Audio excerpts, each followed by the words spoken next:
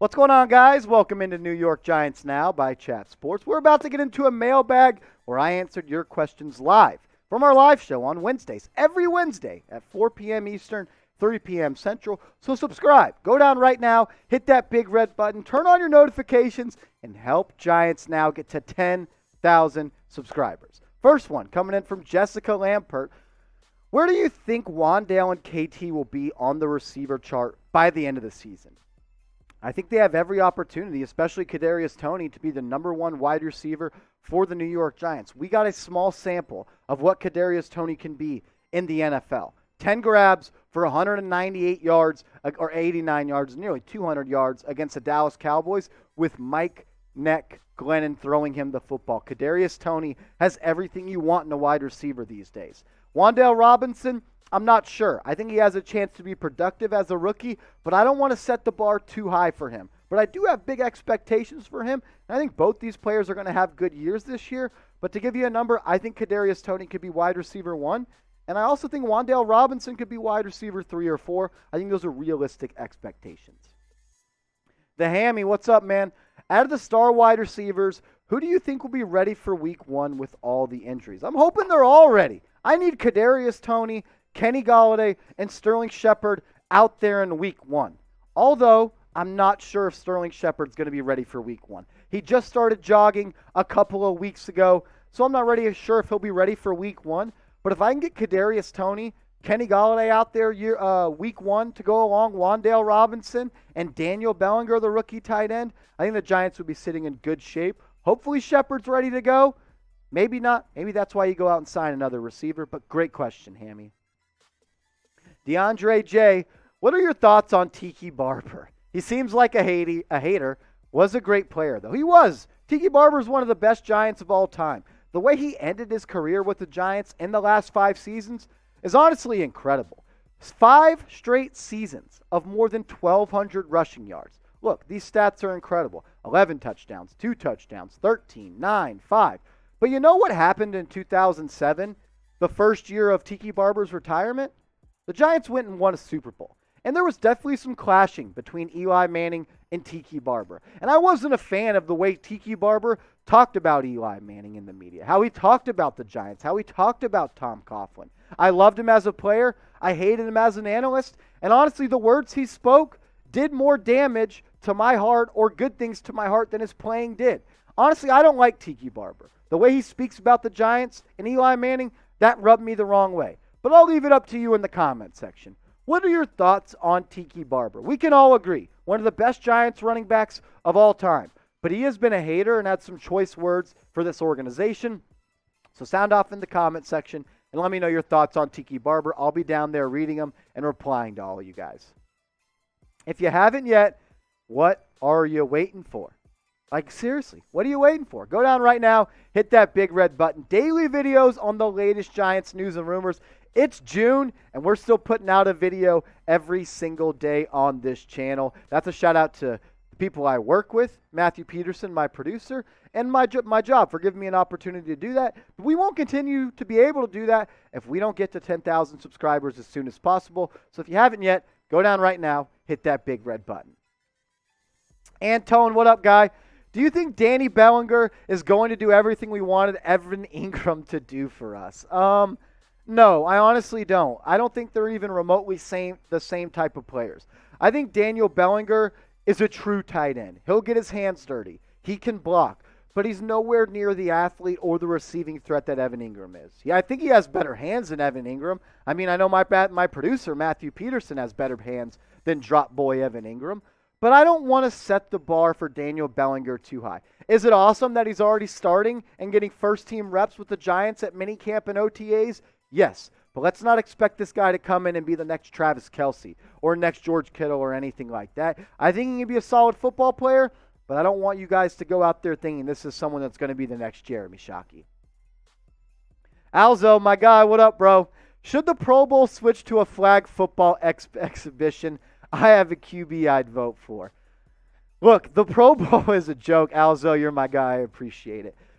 I think it'd be pretty cool if the NFL players at the Pro Bowl played flag. I mean, They got to do something. I don't enjoy watching the Pro Bowl at all. It's not real football. I actually like watching them play dodgeball and do all the other stuff that they do at that weekend.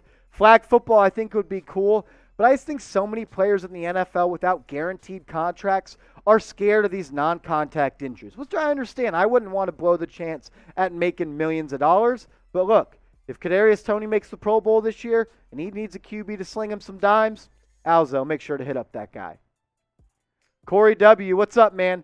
How do you see the Giants using Kadarius Toney? This is a great question. I expect Kadarius Toney to be used in a multitude of ways. I think he's predominantly going to be used in the slot, but I also think he's going to get reps at the outside spot, at the wide receiver spot. They're going to use him on screens, on jet sweeps, handoffs, pitch plays. He might throw a couple passes like he did last year, but don't be surprised if you see Kadarius Toney in the backfield with Daniel Jones. I think that's a wrinkle that Mike Kafka is going to bring over. We saw that with Tyreek Hill in the past. We saw that with a lot of receivers, Mecole Hardman as well as Kansas City. The thing about this offense, people are going to be used in positions all over the football field. I think that's greatly going to benefit a guy like Kadarius Toney, who's extremely valuable, extremely versatile, and one of the best players in the NFL when it comes to having the football in his hands and creating yards after the catch.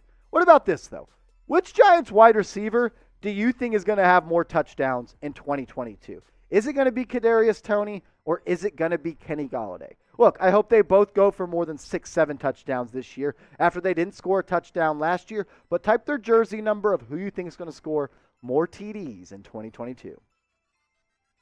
PSY guy, Bree, what's up, man?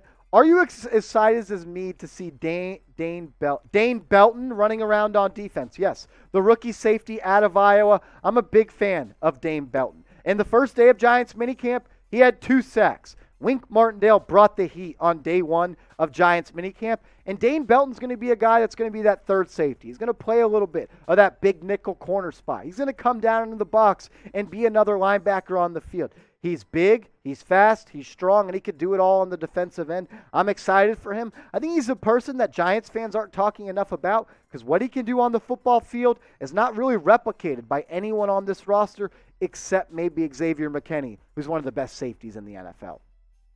If you haven't yet, give us a follow over on Rumble, rumble.com/NYGiantsTV. We have 2.2 thousand subscribers or followers over on Rumble. Help us get to 3K because we offer free daily videos. All the videos that are posted here are also posted over there, but they're also a little bit more edgy, and they're not censored over there. So if you want more edgy, uncensored Giants content, go follow us, rumble.com/NYGiantsTV. Class Clown, my guy. I don't know if I am being too optimistic, but I think there's a good chance we can go 10-7 this year. What do you think? In my Giants record prediction video, I had the Giants going 9-7. And I think that was fair.